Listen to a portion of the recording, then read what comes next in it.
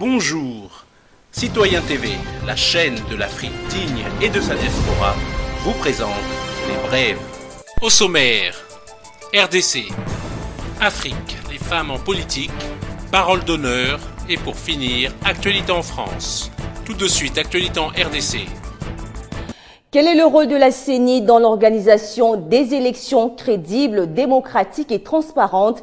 Et qu'est-ce qui garantit la crédibilité du processus électoral au Congo-Kinshasa? Eh bien, ces questions, parmi tant d'autres, ont été au centre d'une journée de réflexion axée sur les élections et la transition. Journée organisée au profit des étudiants de l'Université catholique du Congo à Kinshasa. Des échanges enrichissants entre la CENI, les étudiants et les acteurs politiques de la majorité et ceux de l'opposition. Fabien Lumbala pour les détails. Dans l'amphithéâtre de l'Université catholique du Congo, ce sont des étudiants avertis sur les grandes questions d'intérêt national dans leur pays. Mais le respect du principe.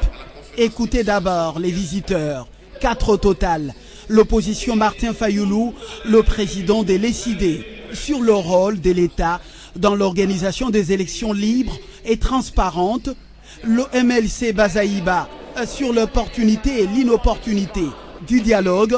La majorité Mouyaya Patrick, le député national Palu, ville de Kinshasa, sur les moyens pour organiser des élections démocratiques et transparentes. Et enfin, Onésime Koukatoula, le rapporteur adjoint de la Commission électorale nationale indépendante, qui s'est apaisanti sur le rôle de son institution dans le processus électoral et les garanties de sa crédibilité. Il faut un bon fichier électoral. Et n'oubliez pas que c'est la volonté politique qui est la locomotive du processus électoral. Si le fichier n'est pas bon, les élections ne seront pas bonnes. Et il y a aussi la confiance. Or, dans les cas d'espèce, il y a un consensus qui s'est dégagé, que le fichier électoral que nous avons ici n'est pas bon. Des étudiants, je les ai qualifiés d'avertis. Suivez vous-même leur réaction à toutes ces communications. Aussi longtemps que le dialogue n'a pas encore violé les dispositifs constitutionnels, pour moi, je trouve que le dialogue n'est pas inopportun, parce qu'il est aussi normal que les citoyens ou les enfants d'un pays se concertent afin de trouver des réponses qui peuvent aider les pays d'avancer. Même dans la tradition africaine, il revient toujours et il est préférable de recourir au dialogue pour trouver les meilleures issues. Une journée de réflexion qui a vécu comme une opportunité pour les politiques et la CENI de jeter la sémence dans la bonne terre en attendant sa germination et sa croissance. Tout de suite, Afrique, femmes en politique. Le Rwanda est à l'avant-garde dans la représentation des femmes dans la vie politique. Près des 2/3 des sièges au Parlement du pays sont en effet occupés par des femmes. L'Union africaine a profité de cette rencontre de haut niveau dans le pays pour aborder ce thème.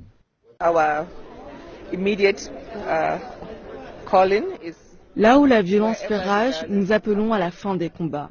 Nous avons accompli les efforts nécessaires pour encourager tous les acteurs à prendre part au processus de paix. Nous appelons donc les autorités, les rebelles, l'opposition, la société civile, les femmes et les communautés religieuses à s'asseoir autour d'une même table afin de mener un dialogue honnête, sincère et franc.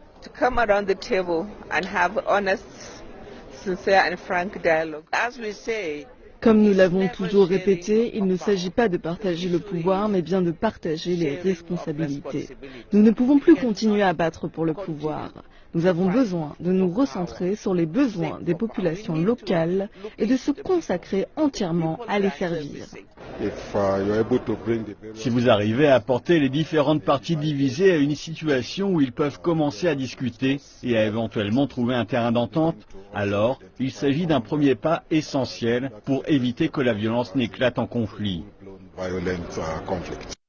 Le dialogue semblerait être la solution évidente à tous les problèmes. Mais pour le moment, les différents dialogues menés continuent d'éluder les groupes impliqués dans les conflits. Cependant, les participants sont ici convaincus que leur travail portera un jour ses fruits.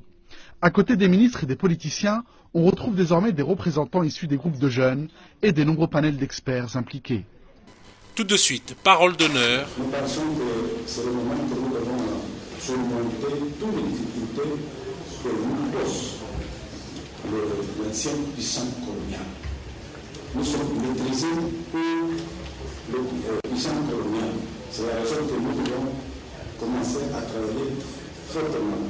En même temps, j'ai demandé aux dirigeants africains de potentialiser la presse, leur presse. Parce que la presse, c'est le moyen qui va annoncer le progrès du continent africain. Parce que nous n'entendons pas que ce soit la presse occidentale. Parce que nous pensons que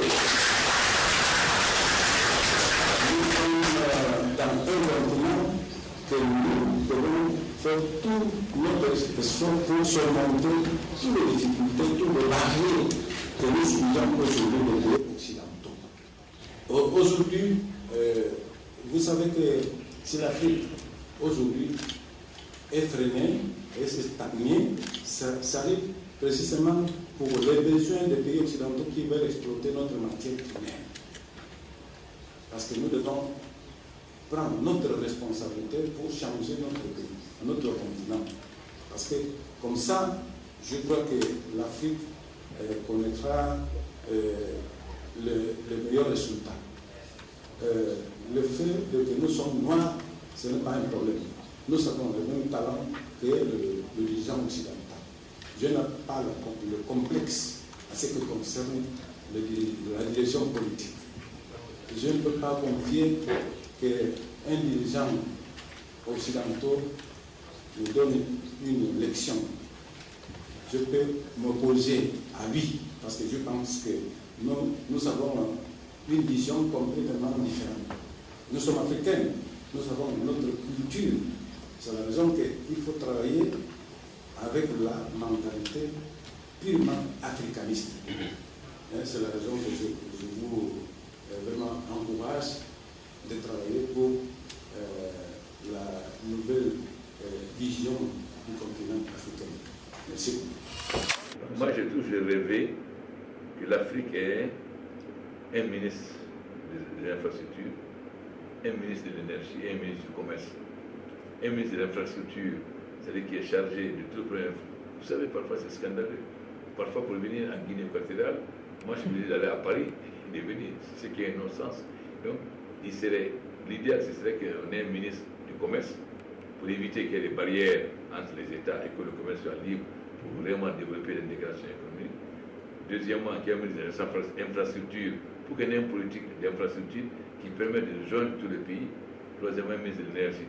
Nous avons le Congo Kinshasa qui peut donner l'eau et l'électricité à toute l'Afrique. Si on avait un ministre de l'énergie chargé du développement énergétique, de donner le barrage d'Inga, le barrage de Swapita en Guinée, le barrage d'autres barrages qui peuvent permettre de donner de l'eau et de donner, mais ça suppose que les chefs d'État, que chacun de nous accepte de renoncer à une parcelle de sa souveraineté au profit de l'ensemble. Malheureusement, nous sommes trop accrochés à notre petite souveraineté. C'est-à-dire que chacun préfère être tsar dans un petit coin plutôt. Alors que moi, je préfère être ministre dans un État africain uni plutôt que le président d'un petit pays. Mais ce qui manque en Afrique, c'est le panafricanisme. Et là, je rends hommage au président Obiang parce que c'est un grand panafricain. Donc il faut que les pays africains acceptent de céder une partie de leur souveraineté au profit d'un ensemble pour permettre l'Afrique. Tout le monde dit que l'Afrique est l'avenir du monde. C'est vrai, à condition que l'Afrique s'unisse et que nous ayons une même vision politique et que nous acceptions de faire en sorte que la coopération entre les pays africains soit l'essentiel, ce qui n'est pas la coopération avec les autres pays, ni la coopération sud-sud.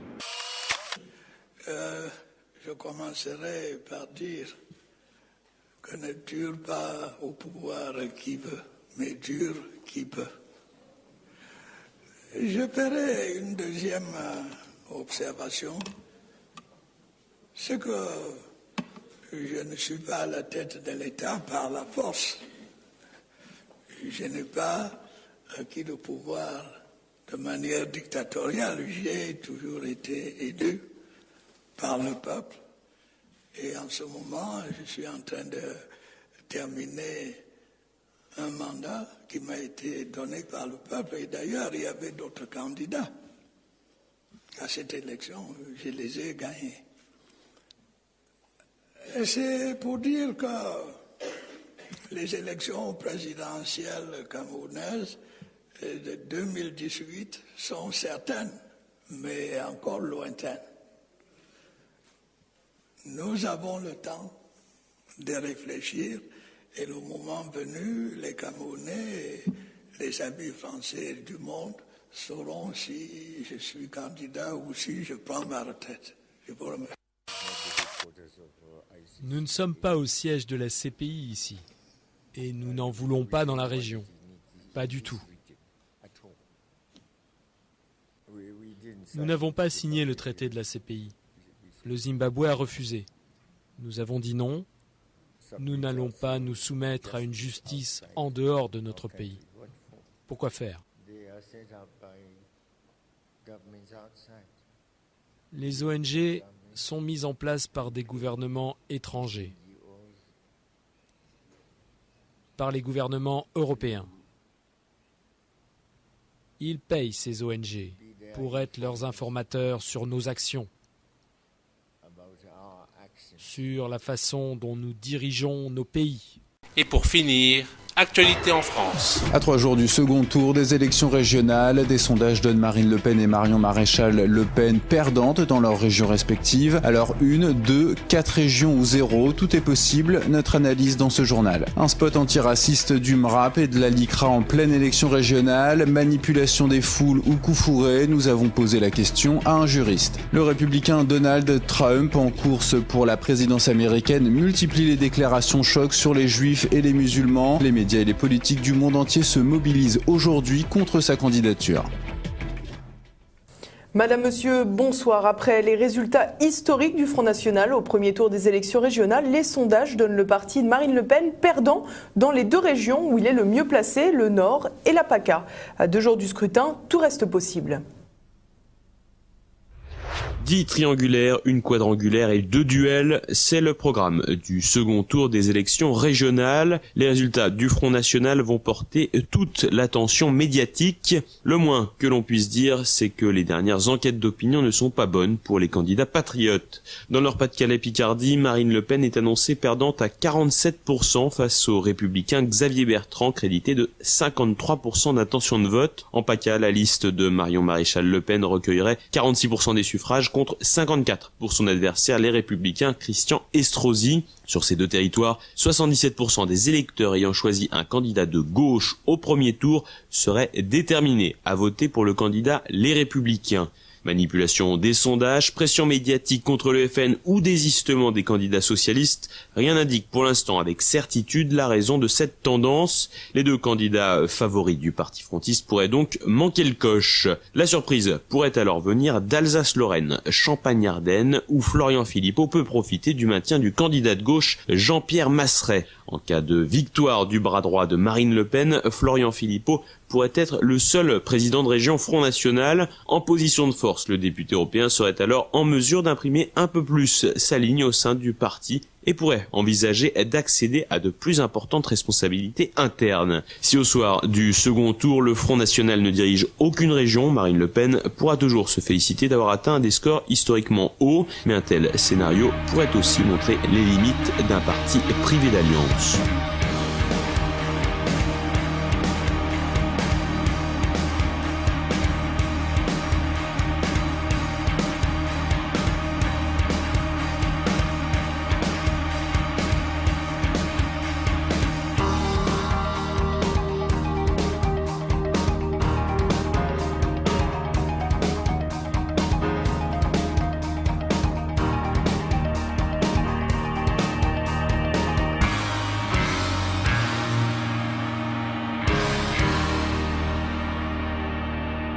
Citoyen TV, la chaîne de l'Afrique digne et de sa diaspora, vous a présenté Les Brèves.